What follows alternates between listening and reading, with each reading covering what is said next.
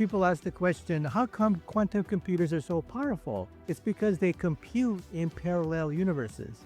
Just like what Richard Feynman said, nature isn't classical, and if you want to make a simulation of nature, you'd better make it quantum mechanical. We've already talked about how quantum computation differs from classical computation, but here's something even more profound.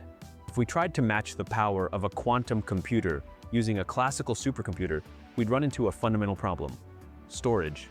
A quantum system with n qubits can exist in 2 to the power of n states, meaning a classical computer would need 2 to the n classical bits just to keep up.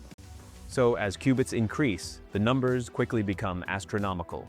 For example, a 50-qubit quantum computer already requires as much memory as about 1 petabyte in a classical system. By the time you reach 300 qubits, you would need more bits than the number of atoms in the entire observable universe. At that point, no classical supercomputer could ever keep up.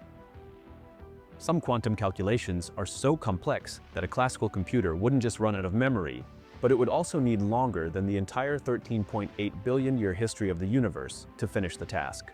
People ask the question, how come quantum computers are so powerful? It's because they compute in parallel universes.